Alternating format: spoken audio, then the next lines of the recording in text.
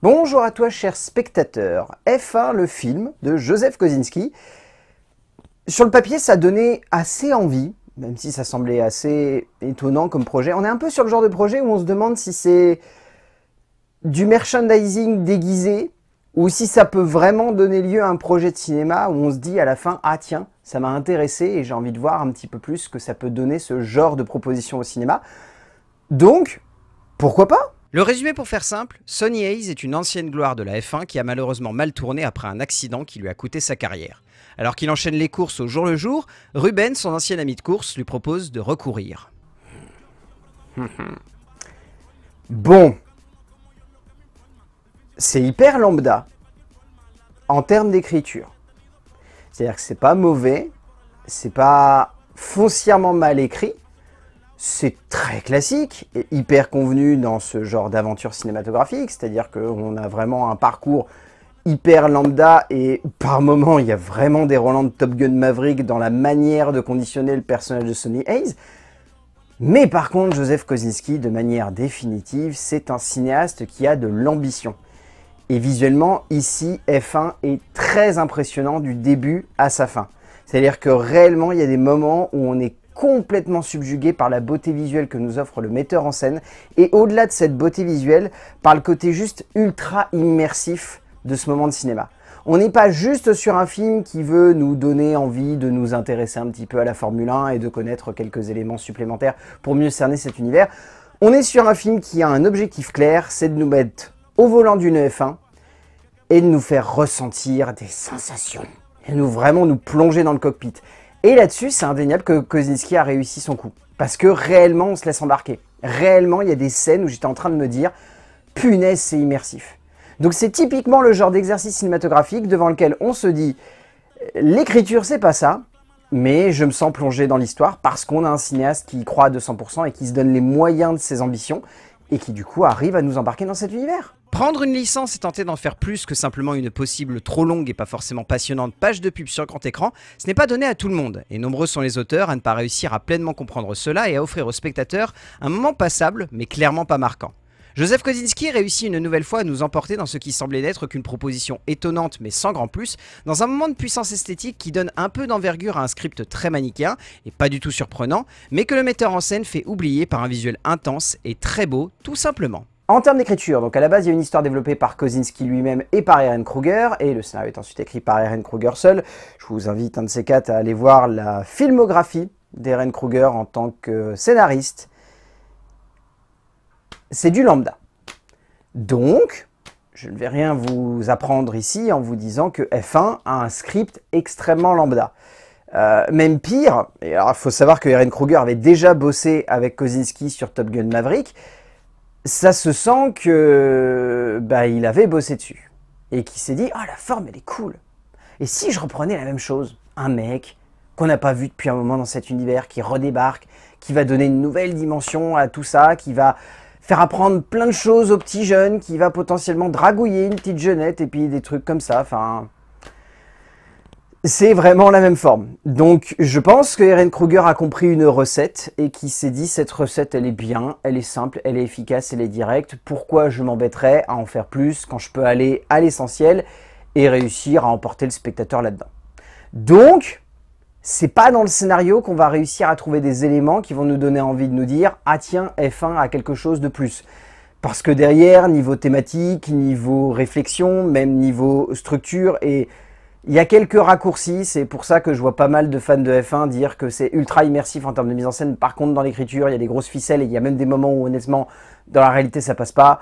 Je pense notamment à quelques petits instants où Sony abuse un peu du règlement. Honnêtement, pour avoir vu dernièrement des vidéos de Sylvain Live, une fois ça passe, deux fois non, ton écurie elle est mise de côté et il y a une enquête qui est lancée. Donc voilà. Mais après, Ehren Kruger a un autre avantage, quelque chose qu'il maîtrise. Et là-dessus, du coup, le script arrive à vraiment puiser une certaine forme de puissance et de force. Kruger démontre une nouvelle fois une forme de pragmatisme dans sa manière de concevoir et d'écrire son projet. Car si, comme évoqué avant, tout cela n'est qu'une forme pour servir quelque chose de classique et de convenu, on sent que le côté film d'équipier lui permet simplement de construire des personnages. Et là-dessus, même si on peut rester un peu de marbre face à la forme et la structure du parcours de Sonny ou de Joshua, on se laisse tout de même embarquer parce que l'on s'attache à ces deux héros et que l'on accepte de simplement les voir s'attacher et se déchirer dans un moment qui n'étonnera personne, mais que l'auteur parviendra à rendre touchant et prenant. En termes de mise en scène, oh, j'adore le travail de Joseph Kosinski. C'est fou, mais plus on avance, plus je me dis que c'est un cinéaste qui a réussi à comprendre comment faire du 7e art un bon moyen non seulement d'immerger le spectateur dans ses univers, mais surtout de créer des expériences visuelles et esthétiques dans lesquelles, émotionnellement, on est pleinement investi. C'est-à-dire qu'au-delà de la beauté purement graphique de certains de ses plans, au-delà d'un subtil jeu d'immersion qui arrive parfaitement à comprendre comment faire en sorte de placer une caméra au bon endroit pour donner justement les bons outils au spectateur pour avoir la chair de poule et pour surtout être pleinement investi par l'aventure, ce qui se déroule devant lui, je pense que réellement, en fait, il combine tout le travail qu'il a fait sur ses premiers métrages et dernièrement sur Top Gun Maverick pour essayer de livrer des moments de cinéma où justement l'objectif, c'est de plonger le spectateur ici dans un cockpit, dans le cockpit d'une voiture de Formule 1.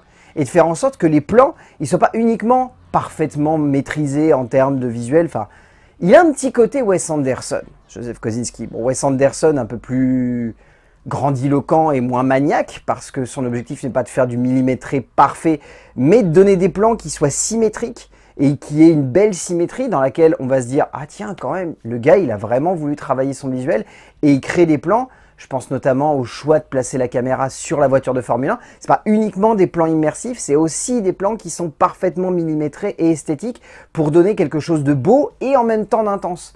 Donc j'aime bien cet équilibre qu'il donne dans sa mise en scène parce que ça donne des objets cinématographiques devant lesquels on se dit « Waouh, je suis dedans quoi !»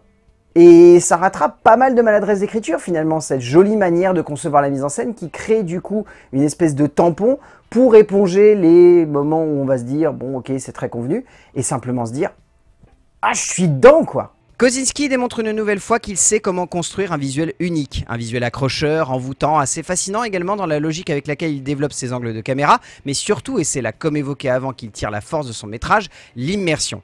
On sent qu'il a retenu la leçon sur Maverick et que désormais, à l'image de son modèle d'acteur qu'il a porté, il veut embarquer le spectateur dans l'action de la façon la plus immersive mais également intense possible, donnant lieu ici à un récit visuel et à fleur de peau qui ne cesse de nous accrocher à notre fauteuil et nous incite à se laisser totalement prendre comme copilote par Sonny Hayes. En termes de casting, celui-ci fonctionne vraiment bien. Je trouve que dans la grande majorité, tous les acteurs sont bons. On peut citer Kerry Condon, on peut citer Tobias Menzies, on peut citer Kim Bodnia, Sarah Niles, Will Merrick, Joseph Balderrama, Abdul Salis, que j'ai trouvé vraiment touchant, tout comme Coley Cook, que j'ai trouvé très très bien. Après, il faut citer forcément Javier Bardem. Quel plaisir de le revoir au cinéma. Je veux dire, cet acteur, c'est toujours un bonheur à chaque fois. Et ici, je le trouve très charismatique et très touchant. Il faut citer aussi Damson Idris, qui est vraiment très bon dans le rôle de Joshua. Je trouvais l'acteur vraiment surprenant. Il arrive bien à jouer le jeune rookie qui rencontre cette vieille brute. Et je trouve que leur duo a quelque chose de très fort. Je trouve qu'il y a une vraie alchimie qui se passe entre les deux acteurs. Et ça fonctionne très bien à l'écran. Mais vous vous en doutez, l'acteur qu'on va retenir, c'est surtout le monsieur qui porte le long métrage, le monsieur à qui maintenant on propose des contrats pour rouler en Formule 1, tellement visiblement il a été crédible et qu'on a salué ses louanges tout du long du tournage et voilà. Mais au-delà de ça, je trouve qu'il interprète un très joli personnage, très charismatique, très touchant et que honnêtement, il est une des forces de son métrage. Brad Pitt en impose en tête d'affiche de ce métrage, l'acteur parvenant à porter avec une vraie prestance et surtout son charisme et son charme légendaire, un héros classique mais très attachant par sa posture. Au bout du compte, F1, c'est cool. Honnêtement, je vais pas vous mentir, on passe un super moment devant, ça dure 2h35 et honnêtement c'est plutôt bien rythmé, c'est un poil longué mais ça passe bien. C'est juste que voilà, l'écriture est très convenue, a l'avantage de se reposer sur des personnages qui sont assez charismatiques pour réussir à porter tout ça. Le film vaut surtout le coup d'œil en fait pour l'expérience visuelle que nous propose Joseph Kosinski, qui est vraiment, elle, pour le coup, exceptionnelle, que ce soit au niveau du son, que ce soit au niveau de l'immersion, que ce soit au niveau de la puissance graphique, que ce soit au niveau des visuels. Il arrive à créer quelque chose de très intense, vous rajoutez par-dessus des bons acteurs. Donc F1, le film de Joseph Kosinski, franchement c'est cool, vous avez passé un bon moment devant, ça va être un des bons petits blockbusters de l'été, et ça va faire du bien. A plus!